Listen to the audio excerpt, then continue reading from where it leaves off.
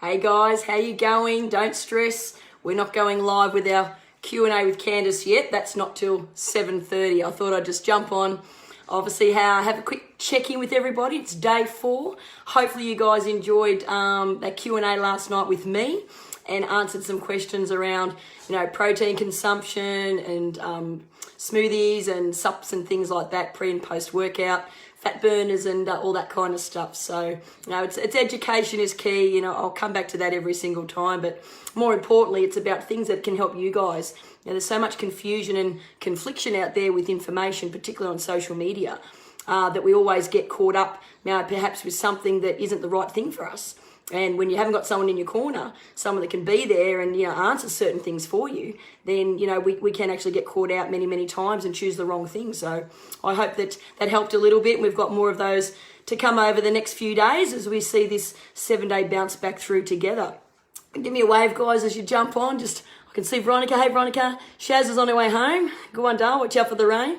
And Ellen is on there too. But day 4, I thought today's topic we could talk about change. I popped a little post in earlier this morning just about, the easiest thing to do when you need to change your mindset. If you're feeling a little bit down, a little bit blue, a smile. You crack one of these and instantly, particularly around other people, the influence would be quite great. But what about the statement that, hey, Cherokee, thanks, buddy. If nothing changes, nothing changes. It really does come down to that, intentions are great. We talked about, accountability, day before yesterday. But more importantly, we talk about, intentions, meaning that, the intention to make a change can be very strong. You want to do something. There's a passion, there's a drive to make sure, you've got that inner furnace, as we call it, that burning desire to make a change, but something often stops you. And I guess we really can be our own worst enemies at times. We talk about mind fitness, and it's something I really wanted to cover over these 7 days with you guys, is that being the strongest muscle in the body, it can really determine a lot of outcomes for you. I don't know if you're aware of this, but when you wake up in the morning, you've been dead to the world, hopefully having a really good night's sleep. You wake up, you've got 4.2 seconds before your brain engages with what you're about to do in a thought. So let's say, for example, your morning routine, you want it to be going to the gym to train. Pretty common for a lot of people, get that done first thing in the morning. So there's 4.2 seconds that there's not really a thought process of connection that is going to stop you right then and there. Past 4.2 seconds, the naughty Trudy on one side of your shoulder, or whatever your name is out there, is going to say, oh, don't get up. That's okay. Stay in bed. It's raining outside. Oh, it's snuggly. Isn't this great? You should just do this.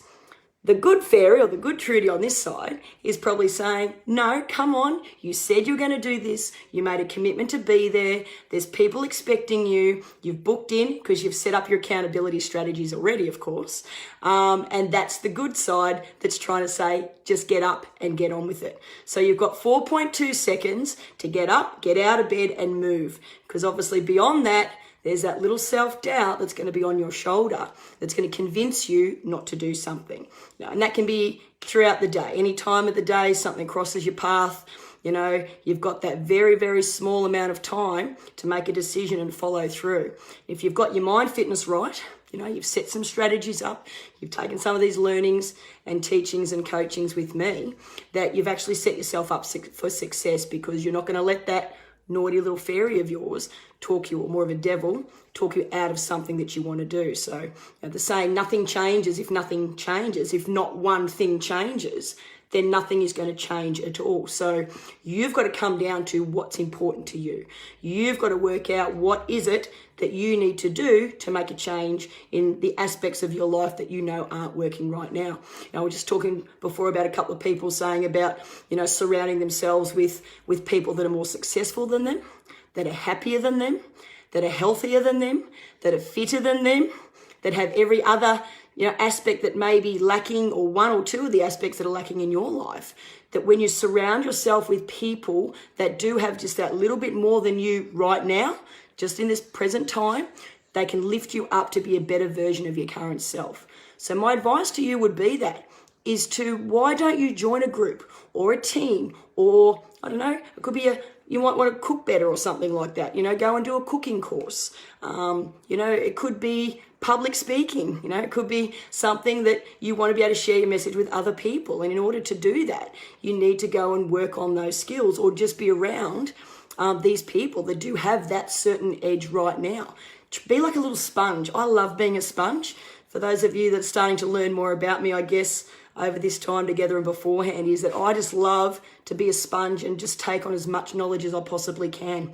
And then obviously my obligation is to try and share that with as many people as I can.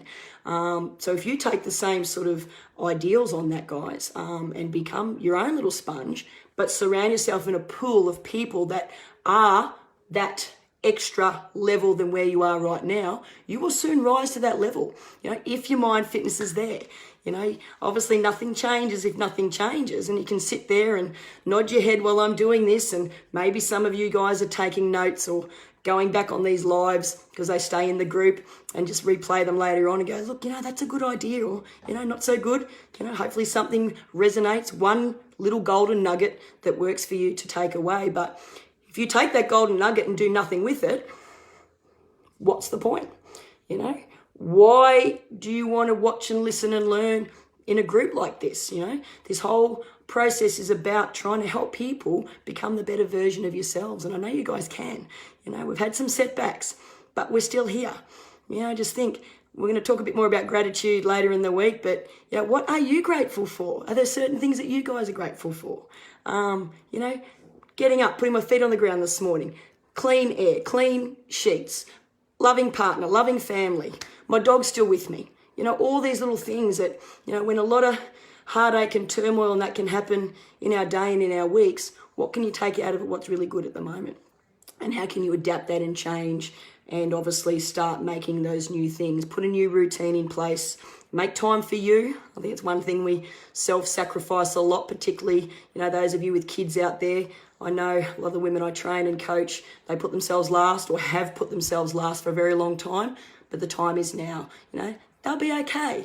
You only need to probably make 2 or 3 half-hour time slots a week for yourself, a bit more, for your mental health as well. But it's not a lot of time out of a whole week. I reckon your family and your friends would understand if you said to them, I want to make some change and I want to work on some things for myself. This second half of 2020, great opportunity to do that as we start to come out the other side. So how's that? Nothing? All good? Nothing changes, nothing changes. See you guys at 7:30 for Candace. She's very excited to talk more about her background and health and wellness, and where she's come from in her lifestyle and expert field as well. I've got the Zoom room session very soon in about another half hour, so I better prepare for that. So have a great night, guys. For those that I won't see you in on your little live chats, don't forget you can pop some comments in when Candace and I are talking later, and we can answer some questions towards the end for you guys.